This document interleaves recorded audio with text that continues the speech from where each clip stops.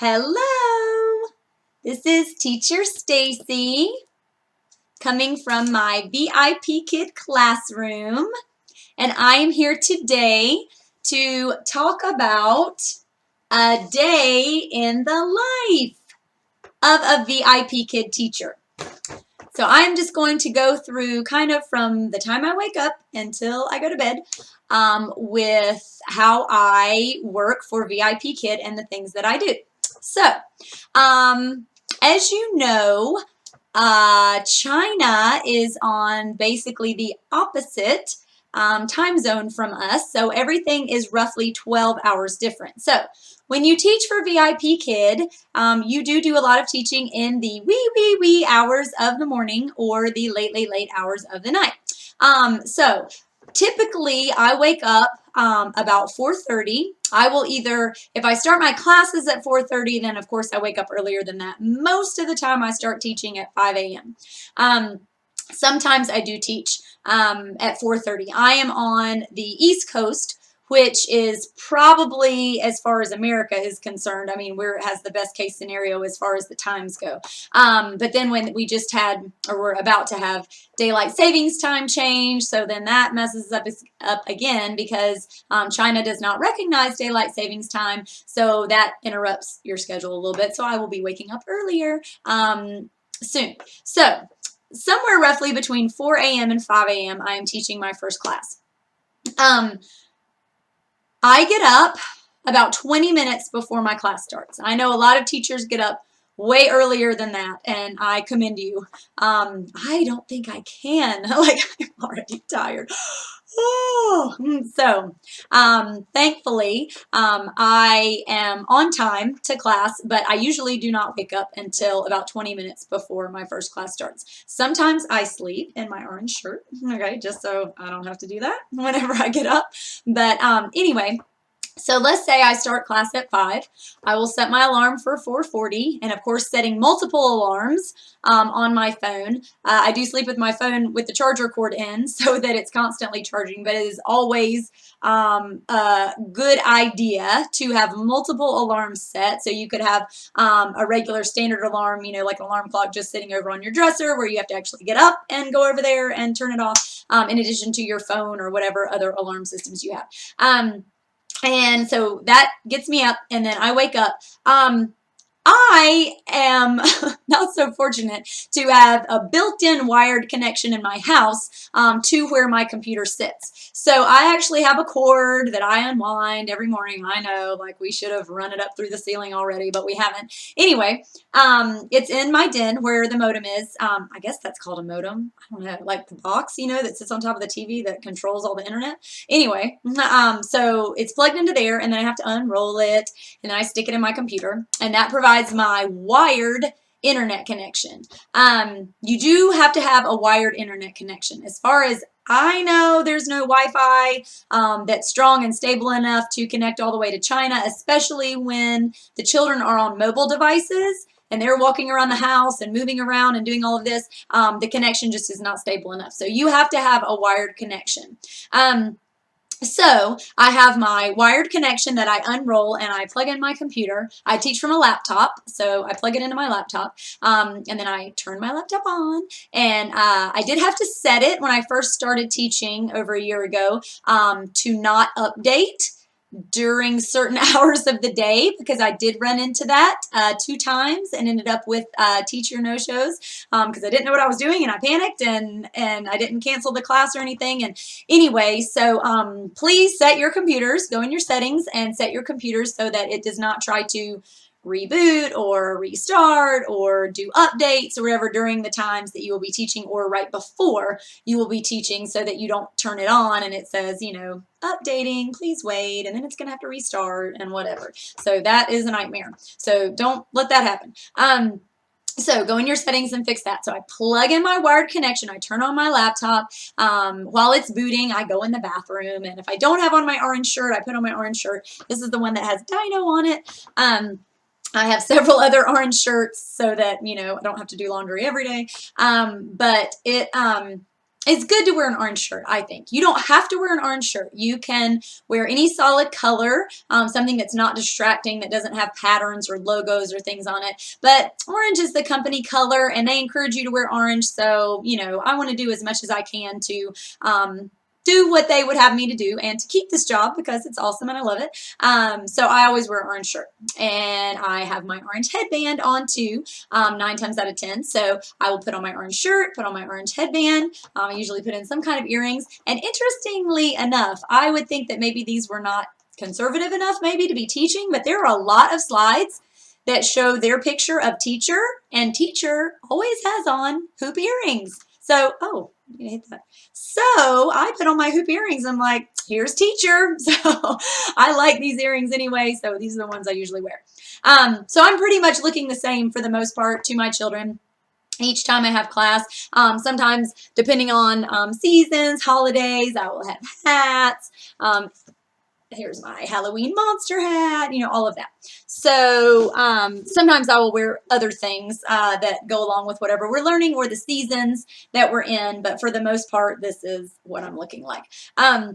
So I go in the bathroom. So now it's about, let's say I'm starting class at 5, again at 5 a.m. So by now it's about 4:45, between 4:45, 4:50. So I'm in the bathroom doing whatever I need to do very quickly. A lot of teachers put on full makeup and everything before they teach. I kind of know what quick things I can do to make certain parts of my face stand out in front of the camera, and then the rest of it I don't worry about.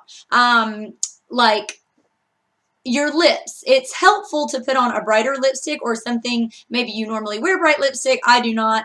But something brighter than I usually wear, because when you're talking and you're actually helping them do pronunciation corrections, they can see your mouth better and see how it's moving, and it helps them to pay more attention. So that helps. Also, from being sleepy, I usually end up with rings underneath my eyes. So I have my little concealer that I just put underneath my eyes real quick so that I'm a little bit more awake looking, and not like it's really 4:45 a.m. and why am I up? So anyway, I kind of know the things, and I have little, you know, on my cheeks, maybe a little bit on my cheeks, to kind of, again, brighten up my face. So anyway, I do not get up and take a shower, put on full makeup, do all of that before I teach. I don't. I just get up just in time to do the very necessities, and then I start. Okay, so then I come out, and then my computer is booted. I usually use the browser. Okay, so if you are a VIPKid teacher, you know that you can use a browser like Chrome or Firefox or whatever to go. I think that's still the name of a browser, right? I use Chrome. Anyway, to go in and pull up the website, pull up the VIPKid website, and then teach from there. Now, they have also developed an app that they are still kind of working on and getting bugs out of and all of that. But I've just recently started teaching with the app. I've been a little nervous about it up until this point, but all this week they've been offering a cool incentive, winning a trip to China and all of this for teaching with the app. So I have been teaching with the app this week, and it's been fine. So the classroom looks a little bit different than what I'm used to, but anyway, you have to be used to change. You have to be okay with change. If the classroom that you taught in one day is not look the same as the classroom you teach at the next day, you just have to be okay with that. So the setup has changed some since I started, and anyway, so you just have to be ready for that and go with the flow. So I pull up the website, and put on my headset. Okay, we'll talk some more about that in a second. And then you just click into your bookings page. You have a page that lists all of your classes, all of your students that have been booked, and then you look and make sure that you have the right time and that you are clicking into the right classroom. It is possible to get a teacher no-show status if you're clicking into the wrong classroom and you're waiting for the student and they don't show up. Well, it's because you're not in the right class. So you do have to be careful about that and make sure that you are in the right classroom. Now, about my headset, I'm telling y'all, one of the most important things about teaching with VIPKid, I mean, I cannot emphasize it enough, is a headset that has a mute button. I could not survive without this. I could not. Okay. And I've got, my children aren't awake at 4:45, but they do wake up during the time that I'm still teaching in the morning. And like, I can't, and going in between classes, and when you're starting class, sometimes I have to go to the bathroom, like in between classes. You don't want to hear the toilet flushing. Like, you need a mute button. You need this. Like, it just so happened, I'm not a technological person at all. And it just so happened that the headset I purchased had this. And then I quickly realized that I cannot survive without it. So I highly recommend, if you do not have a headset that has a mute button, you need to go get one. And I mean, I don't think that they're that much more expensive. I think I got this one from Walmart for like $14 or $15. But I can't do without it. I have to have a mute button. Because what happens is, you need to go ahead and log into your classroom so you have plenty of time to be there and be ready. You click your mute button so that they can't hear you milling around or getting your props ready or using the bathroom or having to talk to a family member or whatever. So it keeps it completely silent on their end, and you can do whatever you need to do.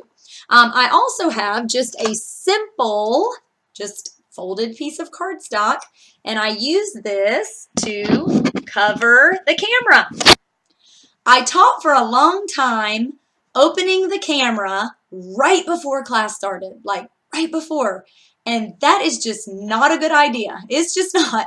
Unless your computer maybe is like super sophisticated and works way better than mine, or your camera. Sometimes your camera lags. Sometimes it takes a couple of extra seconds. And now if your camera is not on, when class starts, then you get a little tag in your account, that says you didn't start class, on time. Even if you were there, it doesn't matter because your camera was not on. So it's very, very, very important to have your camera on. And so what I do is I have my mute button muted. I have my headset on. I turn on my camera, but before I turn on my camera, I put the cardstock over the top of my camera. Then I turn it on. The student, when they are looking at their screen, they just see a little box where my face will be, and it just looks black. So my regulars know that means that I'm there and my camera is just covered up. If you have a new student, they may look at it kind of like, what is that? Like, where's the teacher? Whatever. But they quickly figure out that you just have your camera covered until class starts. Now, if you want to start class early, then I suppose that's your prerogative, but I don't want to set that precedent. Like, if I start class 2 minutes early with my kid one day, then the next day they're going to expect me to start 2 minutes early, and maybe I can't. So I always start right on the button. So right when that clock is ticking down, I usually have about 2 seconds left, and then I'll say, hello, hello, how are you? If it's a regular, say, do you remember my name? Yes, Teacher Stacy. Great. Very good. If it's a new student, say, what is your name? Hello. So there you go. And that's how you start. So the paper or some kind of covering for your camera is very helpful because you have to get that camera on, like you have to, before class actually starts, because it will just, you'll end up in a mess if your camera's not working. Okay, another thing, I'm going to stop this video in a second because I know it's already getting kind of long, and I'll start another one with some other tidbits and other things that happen in my day in the life. Okay.